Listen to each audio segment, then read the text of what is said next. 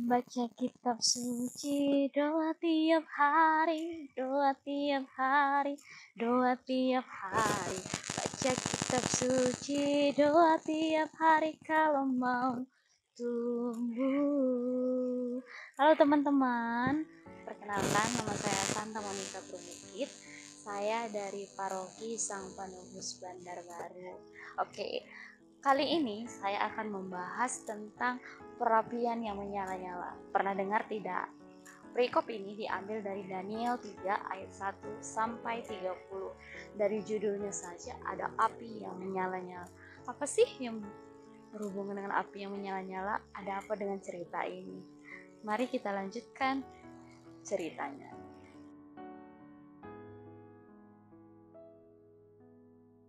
Di kota Babel terdapat sebuah kerajaan. Sebuah kerajaan ini dipimpin oleh Raja Nebukadnezar. Raja Nebukadnezar mendirikan sebuah patung emas yang sangat besar. Patung tersebut memiliki tinggi 60 hasta, berarti sama dengan 27 meter, dan lebar sekitar 6 hasta yang sama dengan 2,7 meter. Wah, patungnya besar bukan? Raja Nebukadnezar melakukan pentabisan patung tersebut. Maka raja mengundang para petinggi, mengundang ahli hukum, mengundang penjabat-penjabat, mengundang kepala daerah, semuanya. Raja mengumumkan untuk melakukan pentabisan ini bermaksud barang siapa yang tidak menyembah patung tersebut maka akan dicampakkan ke dalam perapian yang menyala-nyala. Dengan bunyi sangkakala, sedang dan musik lainnya, seluruh rakyat, seluruh tamu ikut untuk menyembah patung tersebut. Karena jika tidak, barang siapa yang tidak menyembah patung tersebut akan dicampakkan kepada perapian yang menyala-nyala. Tetapi tampak ada 3 orang yang tidak melakukan penyembahan tersebut. Mereka tetap berdiri dan tidak menyembah sama sekali. Siapakah dia? Mereka adalah Sadrah, Mesah, dan Abednego.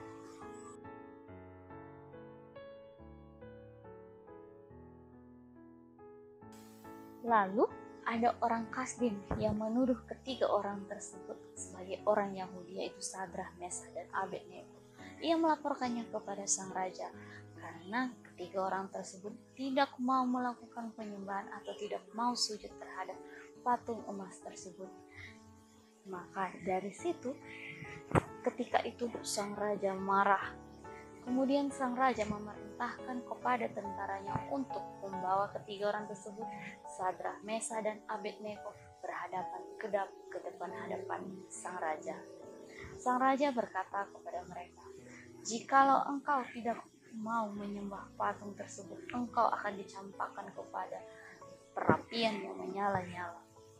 Tetapi Sadrah, Mesah, dan Abednego menjawab, mereka tidak mau. Mereka tetap bersikeras menolak untuk menyembah patung tersebut karena mereka memiliki Allah mereka. Setelah itu, sang raja sangat murka, sang raja sangat marah. Sang raja memerintahkan kepada para tentara untuk menaikkan suhu menjadi lebih panas dari semulanya. Sang raja marah. Sang raja memerintahkan kembali kepada tentara untuk mengikat tangan kaki mereka, yaitu tangan Sadrah, Mesah, dan Abednego. Sekali lagi raja marah. Kemudian raja memerintahkan kepada tentara-tentaranya untuk mencampakkan mereka ke dalam perapian yang menyala-nyala. Tercampaklah Sadrah, Mesah, dan Abednego ke dalam perapian yang menyala-nyala. Tetapi sang raja dan semua tamu, para ahli hukum, bendahara, penguasa, dan semua orang yang hadir terheran dan kaget karena sang raja melihat yang awalnya mereka melihat hanya 3 orang yang dicampakkan ke dalam perapian yang menyala-nyala, tetapi mereka melihat ada 4 orang yang berjalan. 3 orang tersebut yaitu Sadrah, Mesah, dan Abednego. Yang satu lagi adalah penyertaan Allah kepada mereka. Sang raja terheran dan kaget. Sang raja mendekati pintu perapian dengan muka yang cemas, dengan muka yang heran dan kaget pastinya. Sang raja mendekati kembali, pintu semakin dekat. Keluarlah Abednego, Mesah, dan Sadra. Tertampak mereka tidak terjadi apa-apa. Jubah mereka masih utuh, rambut mereka masih utuh, sandal dan semua dari atas sampai bawah masih utuh. Tidak ada sedikit pun bau terbakar. Raja pun menyambut kembali mereka. Sungguh benar mereka selamat. Karena hal itu, sang raja memberikan kedudukan kepada Sadra, Mesah, Abednego di kota Babel di dalam kerajaan.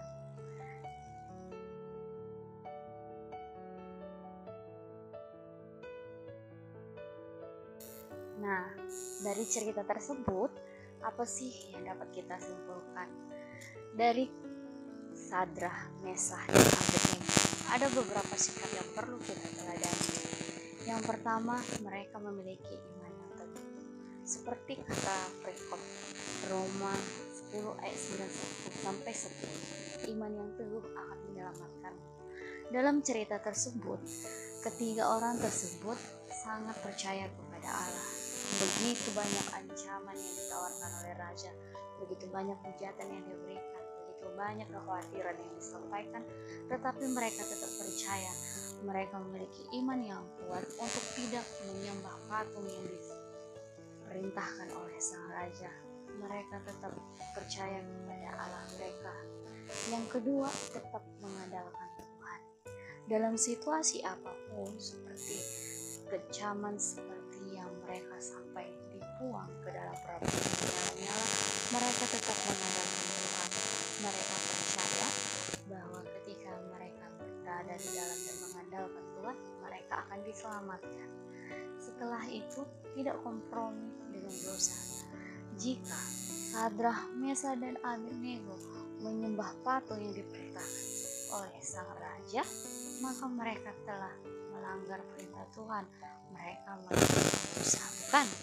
Jadi mereka tidak gentar, mereka tidak mau bermain-main untuk masalah dosa. Yang keempat, yaitu sikap taat dan bertanggung jawab dan tidak takut akan ancaman apapun. Dari Sadra, Mesah, dan Abednego, kita diajak untuk tetap memiliki iman yang teguh, yang percaya kepada Allah, tidak takut akan dosa, tidak takut akan siapapun, apapun itu, bahkan sampai mempertaruhkan nyawa. Karena Allah akan menyertai bagi orang-orang yang percaya. Nah, tema dalam BKSBN ini adalah kebiasaan membaca kitab suci dalam keluarga. Yang dapat kita petik dari sikap Sadra, Mesah, dan Abednego, berarti kita harus berani untuk melakukan kebiasaan membaca kitab suci di dalam keluarga. Mengapa harus di dalam keluarga? Karena keluarga kecil adalah unit terkecil, unit terbesar, dasar dalam kehidupan. Ketika kita bersama-sama membaca kitab suci, kita akan merenung secara bersama-sama, bukan? Kita akan berdoa bersama dengan keluarga. Kita akan berdiskusi, menceritakan apa yang menurut kita dan apa menurut ayah, ibu, dan anak, supaya anak juga tumbuh di dalam firman Tuhan. Jadi harapannya agar kita selalu membaca kitab suci, khususnya di dalam keluarga kecil kita. Karena dari keluarga kecil kita akan berani bersaksi kepada di luar sana, kita akan bersaksi akan kebesaran Allah yang menyertai kita.